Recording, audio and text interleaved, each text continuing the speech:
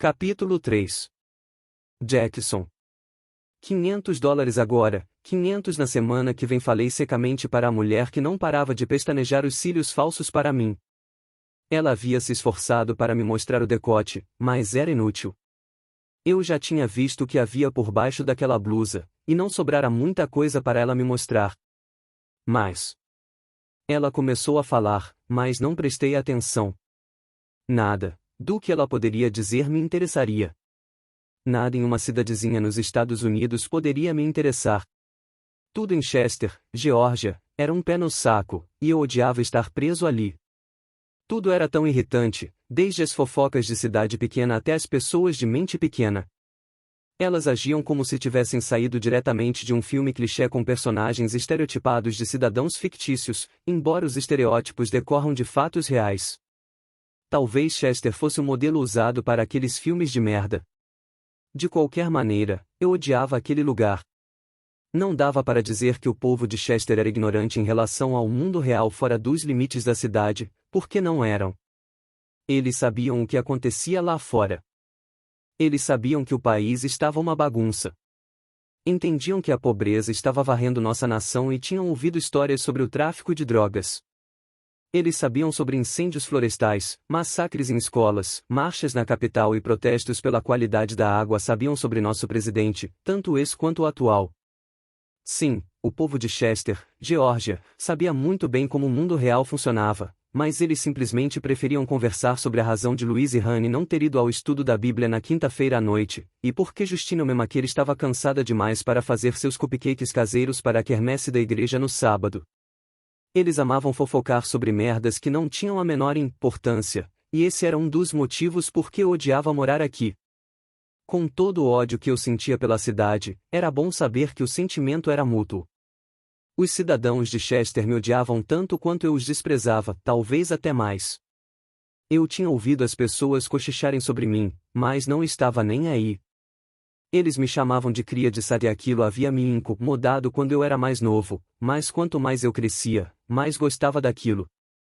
As pessoas haviam fabricado um medo desnecessário de meu pai e de mim por 15 anos ou mais.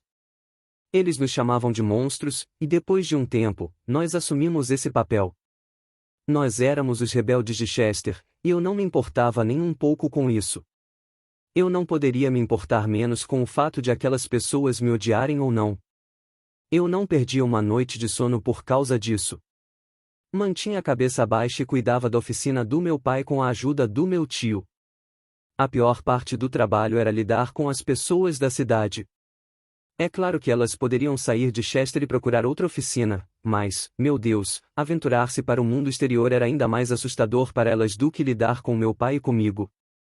Por isso minha situação atual era tão irritante, eu era obrigado a lidar com idiotas.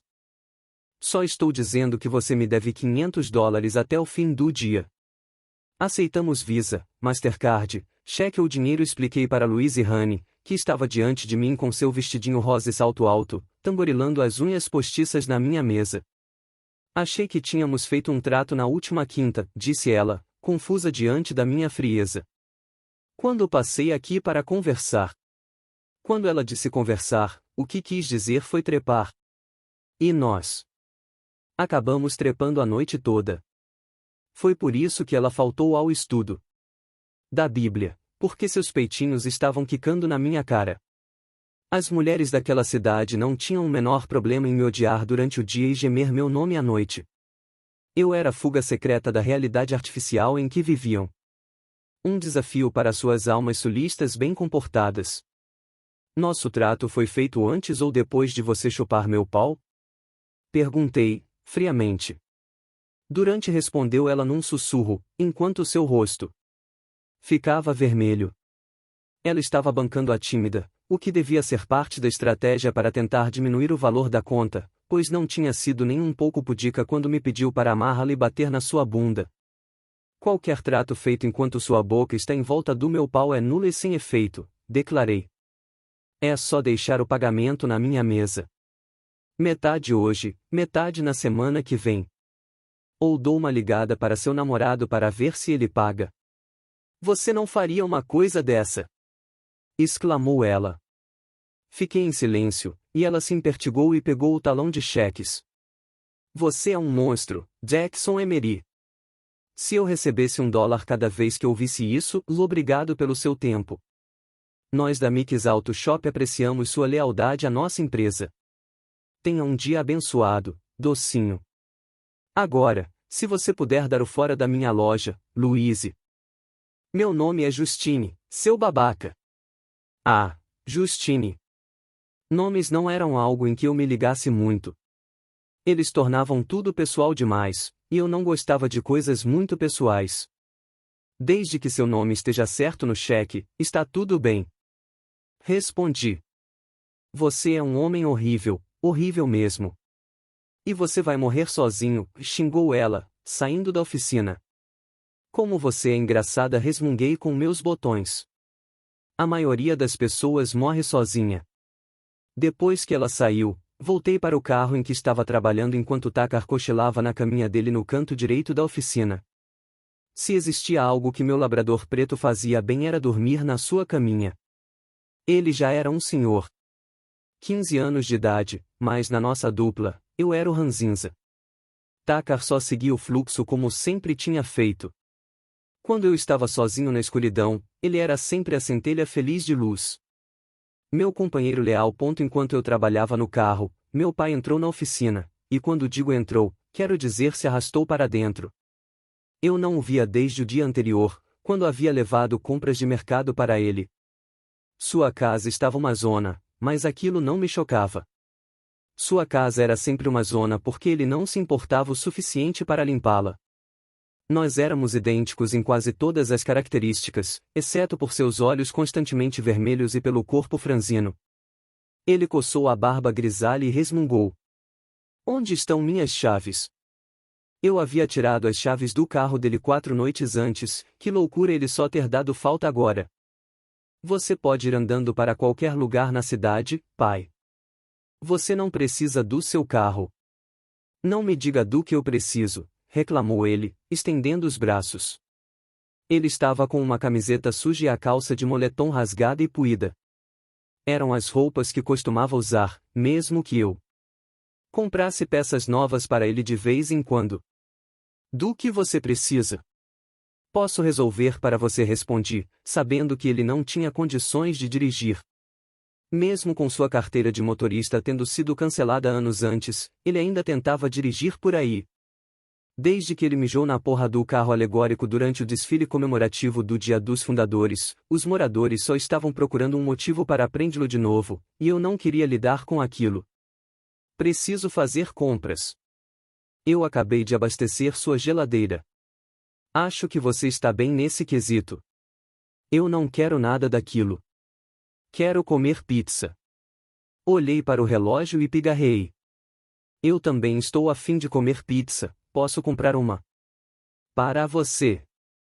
Ele resmungou alguma coisa antes de se virar e voltar para traga cerveja também.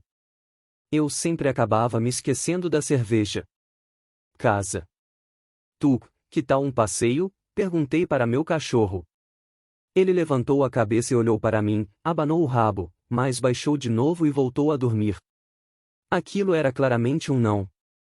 Ir ao centro da cidade era sempre um pouco estressante. Meu pai e eu não pertencíamos a Chester. Mesmo assim, ali estávamos. Com o passar dos anos, meu pai tinha feito um ótimo trabalho para que todos nos desprezassem. Ele era o bêbado imundo da cidade, o monstro. Eu tinha 24 anos e guardava mais ódio dentro de mim do que a maioria dos homens. Tudo que eu sabia sobre odiar as pessoas havia aprendido com meu pai. Ninguém perdia tempo tentando me conhecer porque conheciam bem o suficiente a reputação do meu pai. Assim, eu nunca me sentava para as pessoas e para seus julgamentos. Além disso, eu também era um monstro, e não demorava muito para as pessoas perceberem isso. Puxei ao meu pai. Quando me aproximei da pizzaria, ouvi os cochichos de pessoas à minha volta.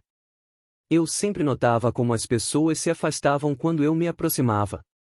Elas me chamavam de drogado porque eu já tinha sido um. Elas me chamavam de bêbado por causa do meu pai. Elas me chamavam de vagabundo porque era o único rótulo inteligente em que conseguiam pensar. Nada daquilo me incomodava porque eu não dava a mínima para o que pensavam sobre mim. Moradores de cidade pequena com sua mente de cidade pequena. Quando eu era mais novo, costumava entrar em muitas brigas com pessoas que falavam merda sobre mim e meu pai, mas, por fim, aprendi que elas não valiam meu tempo nem a força dos meus punhos. Sempre que eu entrava numa briga, elas aproveitavam. Cada vez que meu punho acertava a cara de um babaca qualquer, elas usavam aquilo para justificar suas mentiras, viu? Ele é um animal. Ele é um nada, não passa de um pobretão. Eu não queria que elas tivessem esse tipo de poder sobre mim. Então ficava na minha, o que parecia assustá-las ainda mais. Quando cochichavam, eu mantinha o silêncio. Quando cuspiam na minha direção, eu passava por cima, mas, se estivesse um pouco mais nervoso, eu rosnava para elas. E isso as fazia morrer de medo. Eu tinha certeza de que elas achavam que eu era um lobisomem ou alguma merda dessa ponto idiotas. Ele é como o pai. Um inútil que não serve para nada, Reis. Mungou alguém. Eu não ficaria nem um pouco surpreso se o Mad Mike morresse sufocado no próprio vômito, comentou outro cliente em voz baixa, mas não o suficiente para eu não ouvir. Parei e respirei fundo.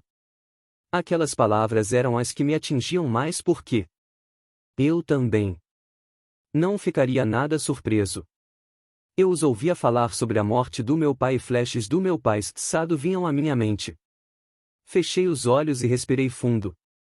Eu precisava de alguma coisa para dar um alívio à minha mente. Só um pouco, nada muito forte, só um pouquinho para.